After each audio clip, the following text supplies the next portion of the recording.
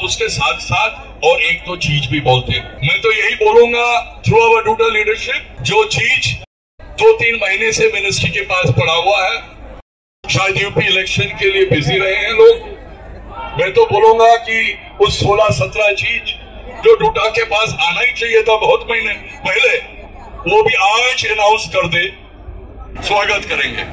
We are all united under the umbrella of the UTA that absorption is the only viable solution out to solve the problem of Delhi University and its constituent colleges. साथियों, साथ तो और I am sure इस सरकार को झुकना पड़ेगा। इसमें घंटों महीनों हमने डिस्कशन किया है और उस डिस्कशन के बाद हम अपने सभी ग्रुपों के साथियों को कन्विंस करने में सफल रहे हैं। हम अपनी ड्यूटी समझे और हम उसको एक ड्यूटी समझ के फर्स्ट प्रायोरिटी के रूप में डूडा के आह्वान पर जो भी डूडा कॉल देती है उसको हम इमोशनली रिलीजियसली उसको इम्प्लीमेंट करें। आप जानते हैं कि ये हमारी डिमांड सोशली, पॉलिटिकली, एकेडमिकली हर तरह से कि हमारे विश्वविद्यालय में 4,500 एडहॉक शिक्षक काम कर रहे हैं और पूरी शिद्दत से, पूरी योग्यता से, पूरे मनोयोग से उन्होंने इस विश्वविद्यालय में अपना सर्वस्व दिया है। आज इस समय जबकि देश नई शिक्षा नीति को लागू कर आगे बढ़ रहा है, एक विश्वविद्यालय के लिए बहुत आवश्यक हो जाता है कि उसका हर शिक्षक रेगुलर हो, परमानेंट हो और पूरे मनोयोग से वो विश्वविद्यालय के निर्माण में अपनी भूमिका अदा करे। March on, march on, march on, march on, absorption march on, march on, march on, absorption लेके रहेंगे।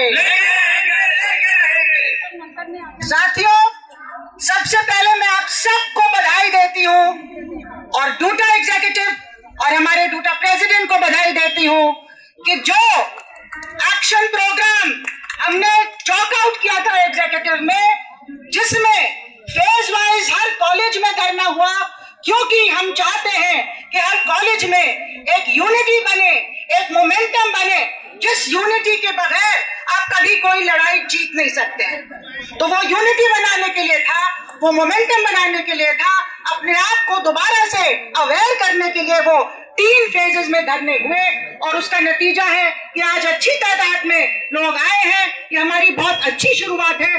2 साल हमको एक कमरे में बंद करके रखा गया और जब कमरे में बंद करके रखा गया उस टाइम पे तरह तरह की पॉलिसीज एक के बाद एक हमारे हायर एजुकेशन को खत्म करने के लिए आती रही। साथियों, हमारा डिमांड नया नहीं है, लेकिन आपको याद होगा कि जब पहले जो प्रेसिडेंट हमारा अपने यूनिवर्सिटी में हुआ है अब्जॉर्प्शन का, उस टाइम पे 1977 में एक बड़ा चेंज जो आया था कि 11वीं से 12वीं क्लास पहली दफा आई थी, वो पॉलिसी चेंज था और 3 साल तक क्राइसिस रहता यूनिवर्सिटी में, खाली जा रहा था फर्स्ट ईयर, अगले साल सेकंड ईयर खाली जाता, फिर थर्ड ईयर खाली जाता। उसकी वजह से हमारे 1000 से ऊपर पोस्टें जा रही थी। तब उस जमाने के टेम्परेरी टीचर्स और डूडा ने मिलकर बहुत बड़ा आंदोलन किया था और उस आंदोलन का नतीजा था एक ऑर्डिनेंस दिल्ली यूनिवर्सिटी ने बनाया, ऑर्डिनेंस 13A, जिसके तहत जो टीचर सब्सटैंटिव वैकेंसी पे काम कर रहा था, सिलेक्शन कमेटी के थ्रू आया था, 2 साल पढ़ा लिए थे, उसको बिना फ्रेश इंटरव्यू के एक स्क्रीनिंग के द्वारा उसको परमानेंट की लेटर दी गई और बहुत सारे साथी उनमें से बाद में रिटायर हुए। Many of them became principal also. उस जमाने की लड़ाई थी। तब ऑर्डिनेंस बनाना यूनिवर्सिटी का हक था और हमको पहले यूजीसी की परमिशन लेने की जरूरत नहीं थी। बाद में वो ऑर्डिनेंस रखा जाता था पार्लियामेंट में, वो अलग बात है। उसके बाद क्या हुआ है कि 90s के बाद ये हक हमसे छीन लिया गया एक तरीके से, क्योंकि सुप्रीम कोर्ट का जजमेंट लेफ्ट के मामले में आया कि आज के बाद यूजीसी के सारे रेगुलेशन मैंडेटरी होंगे।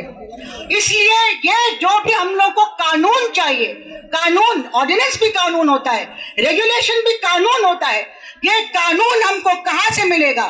ये कानून हमको सरकार से मिल सकता है।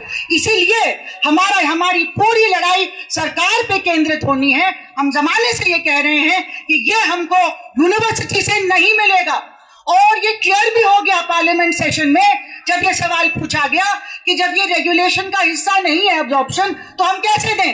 तो हम ये पूछते हैं कि आपको किसने रोका है कि रेगुलेशन का हिस्सा हो? कहीं और से तो नहीं आना है, इसी देश की सरकार से आना है, तो क्यों नहीं आप ये रेगुलेशन, चाहे उसको अमेंडमेंट कहें, चाहे वन टाइम रेगुलेशन कहें, क्यों नहीं बना रही है? इसलिए नहीं बना रही है साथियों क्योंकि ये पॉलिसी डिसीजन है। प्लीज अंडरस्टैंड, ये पिछली सरकार के जमाने से पॉलिसी चली आ रही है कि सरकार को हायर एजुकेशन से अपने हाथ खींचने हैं, आपकी सब्सिडी खत्म करनी है, आपका ग्रांट खत्म करना है। इसलिए फर्स्ट स्टेप में आपके इतने सारे so called academic reform starting with semester system के एकदम फ्लक्चुएटिंग वर्कलोड में किसी को हम परमानेंट नहीं करेंगे। 2010 में रिक्रूटमेंट बंद हो गया। इसकी एक और भी वजह थी। 2008 में मंडल कमीशन की लगातार कोशिश हुई कि एडहॉक जो साथी हैं उनको हम बाहर कर दें, क्योंकि टीचर पे खर्च नहीं करना चाहते, तनख्वाहें नहीं देना चाहते, तभी आप प्राइवेटाइजेशन की तरफ हमें धकेल सकते हैं। सस्ती शिक्षा, ऑनलाइन शिक्षा, ये सब कमर्शलाइजेशन का तरीका है। तो साथियों 2016 का हमने देख लिया कि कैसे उन्होंने डबल कर दिया वर्कलोड और आधी कर दी पोस्ट। तब हम सब रहे थे मिलके, 7-8 हजार टीचर रोज निकल रहा था गर्मी में, जब हमने इनको वापस धकेला और वो थर्ड अमेंडमेंट में वो लाइन वापस हुई, फोर्थ अमेंडमेंट आया, हमने अपनी पोस्ट को बचाया और इतना बड़ा आंदोलन किया सबने मिलकर। उसमें स्टूडेंट्स ने भी हमारा साथ दिया, पब्लिक ने हमारा साथ दिया और हाई कोर्ट ने अपने आप का क्यों 5000 पोस्ट खाली है, भरी क्यों नहीं जाती है एज पर रेगुलेशन? तो रेगुलेशन में क्योंकि टीचिंग एक्सपीरियंस की पॉसिबिलिटी थी, देर हुई क्योंकि हमें वो लड़ाई भी लड़नी पड़ी। उसके बाद कुछ अपॉइंटमेंट शुरू हुए। दौलत राम में 2 साथियों का एब्जॉर्प्शन थ्रू अपॉइंटमेंट हुआ था, लेकिन टीचिंग एक्सपीरियंस उस जमाने में गिना जा रहा था। हमारे इस मुहिम को और हाई कोर्ट के जजमेंट को नाकाम करने के लिए सरकार मार्च 2018 में एक लेटर लाई, एक डिसीजन लाई, नोटिफिकेशन लाई कि अब से रोस्टर डिपार्टमेंट वाइज होगा। और इसका मतलब था हमारे सारे साथी का कैटेगरी शफल हो जाता और वो बाहर हो जाते। तो हमने 1 साल तक वो लड़ाई लड़ी, ये दिखाया, सांसदों को इकट्ठा किया कि किस तरह से पूरे देश में रिजर्व पोस्ट ना के बराबर हो रही है और हमारे 4500 साथियों का भविष्य खतरे में चला जा रहा है। हम ये लड़ाई जीते साथियों, 1 साल लग गया और फिर 200 पॉइंट रोस्टर रिस्टोर हो गया हमारी यूनिवर्सिटी में। लेकिन तब तक ये इतना डिले हो गया, जो चीज पहले हम अचीव कर सकते रखे रहेंगे। कौन सा ऑडिटर साइन करेगा आपकी तनख्वाह की बजट को कि आपको बिना काम के, बिना टीचिंग के आपको हम रखेंगे, तनख्वाह देंगे? ओका है, ये ढकोसला है। और जिस तरह से अगस्त में एक FYUP पास करके जिसपे भी हमने डिसेंट किया, उसके बाद 3 बार उन्होंने बदला है। कभी भी अपनी बात पे बदल सकते हैं, यू टर्न ले सकते हैं। इन पे हमें कोई, अगर एक टीचर को हम निकाल के ला सकते हैं और साथ में अपने स्टूडेंट्स, उनके पेरेंट्स और सिविल सोसाइटी को, तो ये लड़ाई हम जीत के रहेंगे साथियों। ये this is all only up to us and this is why we have to give it all out. अभी पहला हमारा बड़ा आंदोलन का दिन है, इसके बाद और बहुत सारे होंगे। इसके साथ हम अपना हौसला बांध के एक दूसरे को इंकरेज करें और एक दूसरे को खींच के लाएं इस आंदोलन में, क्योंकि ये आंदोलन हम हार नहीं सकते। अगर हम हार गए तो पूरी यूनिवर्सिटी खत्म हो जाएगी, पब्लिक एजुकेशन खत्म हो जाएगा और हमारे देश में जो दबा कुचला जो नागरिक है उसको कभी अपनी सिचुएशन से बाहर निकलने का मौका नहीं मिलेगा साथियों। तो देश के लिए और अपने लिए और अपने स्टूडेंट्स के लिए, इनके भविष्य के लिए हमें ये लड़ाई जीतना बहुत जरूरी है। इनकलाब जिंदाबाद, लेके रहेंगे, लड़ेंगे, जीतेंगे, लड़ेंगे, जीतेंगे। Thank you very much.